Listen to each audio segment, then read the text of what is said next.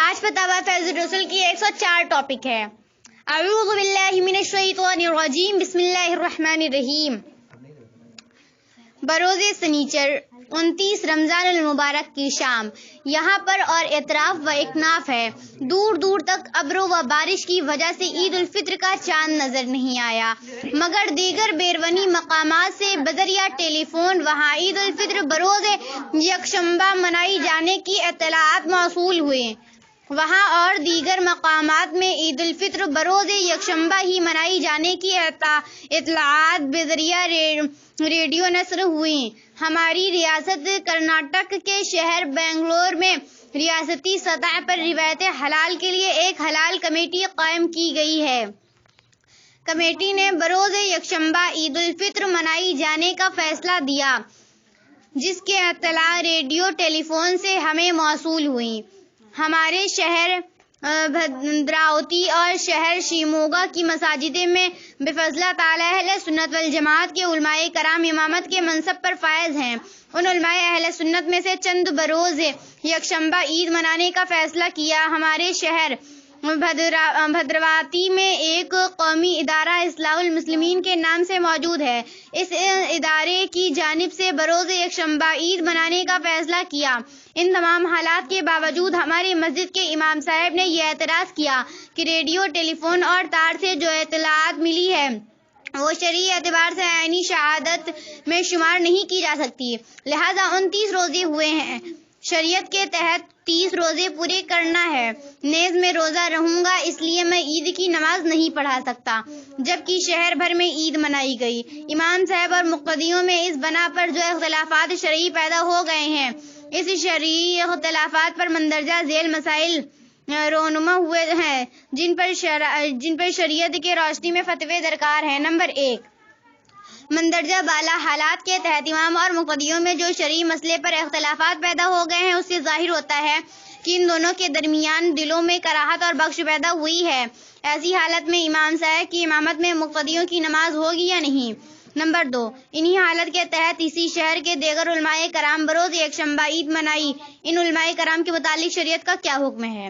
جواب، بخاری اور مسلم میں حضرت ابن عمر رضی اللہ تعالیٰ عنہ سے روایت ہے کہ سرکار اقدس صلی اللہ تعالیٰ علیہ وسلم نے فرمایا، لا تصوموا حتى تروا الهلال ولا تفطروا حتى تروه فإن غم عليكم فقدره إليه، وفي رواية قال شهر وشر الليل ولا تصوم حتى تروه فإن غم عليكم فاكملوا العدد ثلاثين، یعنی جب تک چاند نہ دیکھ لو روزہ نہ رکھو، اور جب تک چاند نہ دیکھ لو روزہ نہ چھوڑو، اور اگر ابر یا غبار ہونے کی وجہ سے چاند نظر نہ آئے تو 30 دن کی مقدار پوری کر لو۔ اور ایک روایت میں ہے کہ مہینے کبھی 29 دن کا ہوتا ہے، بس تم جب تک چاند نہ دیکھ لو روزہ رکھو، اور اگر تمہارے سامنے ابر یا غبار آ جائے تو 30 دن کی گنتی پوری کر لو۔ مشکات 174 صفحہ حضرت ابو ہریرہ رضی اللہ تعالیٰ عنہ سے روایت ہے کہ رسول کریم علیہ الصلوۃ والتسلیم نے فرمایا، صوم الرویۃ وافطر الرویۃ فإن غم علیکم فاکمل عدۃ شعبان 30، یعنی چاند دیکھ کر روزہ رکھنا شروع کرو اور چاند دیکھ کر روزہ چھوڑو، اور اگر ابر ہو تو شعبان کی گنتی 30 پوری کر لو۔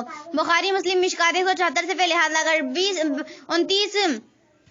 29 رمضان کو چاند نظر نہ آئے تو حدیث شریف کے مطابق مسلمانوں پر 30 کی گنتی پوری کرنا لازم ہے، اور اگر ایک شہر میں چاند کا ثبوت شرعی ہو جائے تو دوسرے شہر میں ریڈیو کی خبر پر روزہ چھوڑنا و عید کرنا جائز نہیں۔ ہاں، اگر دوسرے شہر میں بھی ثبوت شرعی ہو جائے کہ 2 مرد یا 1 مرد اور دو عورتیں شریعت کے مطابق وہاں سے آ کر چاند دیکھنے کی گواہی دیں، یا حکم قاضی پر شہادت دیں، یا خبر مستفیض یا خبر متواتر سے چاند ہونے کا علم ہو جائے تو اس دوسرے شہر میں بھی عید منانا جائز بلکہ ضروری ہے، لیکن ریڈیو کی خبر مستفیض نہیں، اور نہ چاند دیکھنے کی شہادت ہے، نہ حکم قاضی پر شہادت ہے، لہذا ٹیلی فون اور ریڈیو کی خبر عید کے چاند کے لیے شرعاً معتبر نہیں کہ یہ نئے آلات خبر پہنچانے میں تو کام آ سکتے ہیں لیکن شہادتوں میں معتبر نہیں ہو سکتے۔ یہی وجہ ہے کہ ٹیلی فون اور ریڈیو کی خبر پر کچہریوں کے مقدموں کا فیصلہ نہیں ہوتا، بلکہ گواہوں کو حاضر ہو کر گواہی دینی پڑتی ہے، اور جب دنیاوی معاملات میں موجودہ کچہری قانون ٹیلی فون اور ریڈیو کے ذریعے گواہی ماننے کو تیار نہیں تو پھر دینی معاملات میں شریعت قانون ان کے ذریعے خبر یا گواہی کو کیوں کر مان سکتا ہے۔ رہا حلال کمیٹی کا اعلان، تو آج کل بہت سے مقامات پر حلال کمیٹیاں قائم ہیں جن کے ممبران عموماً مسائل شریعت سے ناواقف ہیں، اس لیے ریڈیو کی خبر پر عید منانے کا اعلان کر دیتے ہیں، اور بہت سے جاہل عالموں کا لباس پہن کر علماء اہل سنت کہلاتے ہیں جو مسلمانوں کو گمراہی کے راستے پر ڈالتے ہیں۔ ان کا اعلان عند الشرع ہرگز معتبر نہیں اور نہ اس پر عمل کرنا جائز، لہذا صورت مذکورہ میں صرف ریڈیو کے اعلان پر جس امام نے یکشنبہ کو عید منانے کی مخالفت کی وہ حق پر ہے، اور مقتدی غلطی پر اس کے پیچھے مقتدیوں کی نماز بلا شبہ جائز، اور حکم شرع پر عمل کرنے کے سبب امام سے رنجش رکھنا گناہ۔ نمبر 2، صورت مسئولہ میں جن لوگوں نے ریڈیو کے اعلان پر یکشنبہ کو عید منانے کا فیصلہ کیا وہ خطا کار و گنہگار ہیں، ان پر توبہ لازم ہے، ان کا فیصلہ شریعت کے فیصلے کے مخالف ہے۔ وَهُوَ تَعَالَى أَعْلَمُ۔ کالپی سے ایک مسلمان کانپور مفتی صاحب کے پاس عید کے سند لینے گیا۔ بدھ کے سویرے قریب 6:30 بجے صبح چاند کی تصدیق ہو گئی کہ آج عید ہے، لہذا مفتی صاحب نے خود روزہ توڑ دیا اور اعلان کرا دیا۔ سب مسلمانوں نے بھی روزہ توڑ دیا۔ پھر مفتی صاحب نے جو آدمی کالپی سے سند لینے گیا تھا اس کو سند لکھ دیا اور مہر بھی لگا دی۔ پھر وہ شخص کالپی سند لے کر آیا، لہذا مفتی صاحب کی تحریر اور مہر دیکھ کر امام صاحب اور سب مسلمانوں نے روزے توڑ دیے۔ صرف 2-4 چند مسلمان نے نہیں توڑے۔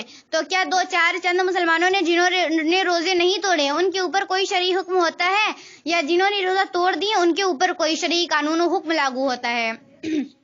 جواب: اعلیٰ حضرت امام احمد رضا بریلوی رضی اللہ تعالیٰ عنہ تحریر فرماتے ہیں، کتاب القاضی للقاضی یعنی قاضی شرع جسے سلطان اسلام نے فضل مقدمات کے لیے مقرر کیا ہو، اس کے سامنے اور قاضی شرع نہ ہونے کی صورت میں شہر کے سب سے بڑے سنی صحیح العقیدہ مرجع فتاوی عالم کے سامنے شرعی گواہی گزری۔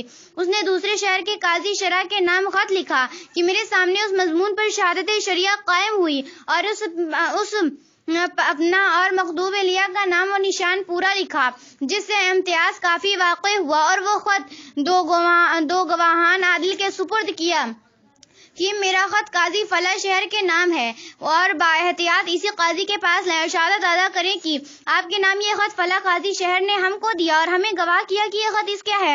اب یہ قاضی اگر اس شہادت کو اپنے مذہب کے مطابق ثبوت کے لیے کافی سمجھے تو عمل کر سکتا ہے۔ فتاوی رضویہ جلد 4 551 صفحہ۔ لہذا صورت مستفسرہ میں اگر یہ تسلیم بھی کر لیا جائے کہ کانپور شہر کے سنی مرجع فتاوی عالم نے تحریر لکھی، اور یہ بھی مان لیا جائے کہ کالپی کے سب سے بڑے عالم کے نام اس نے تحریر لکھی، اور یہ بھی تسلیم کر لیا جائے کہ تحریر اس نے عادل یعنی مقتی پرہیزگار جماعت سے نماز پڑھنے کا پابند اور داڑھی بشرہ رکھنے والے مسلمان کے سپرد کی، تو بھی اس تحریر پر روزہ توڑنا جائز نہیں، اس لیے کہ مفتی کو تحریر کا 2 گواہان عادل کے سپرد کرنا ضروری ہے۔ فتاوی رضویہ جلد 4 552 صفحے۔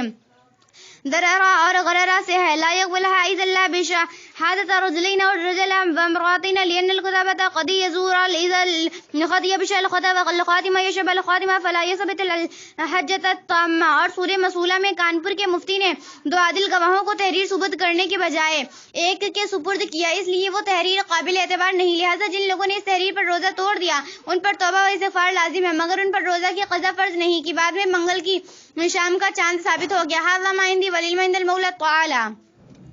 میرا قیام ان دنوں بسلسلہ درس و تدریس مدرسہ حی العلوم موضع تھتیا مظفر پور میں ہے۔ یہاں نہ میں نے اور نہ کسی بھی مسلمان نے 29 رجب کو چاند دیکھا۔ میں نے مقامی مسلمانوں کو بتایا کہ رجب کے 30 دن پورے کرنے کے بعد شب برات منگل کو کرو۔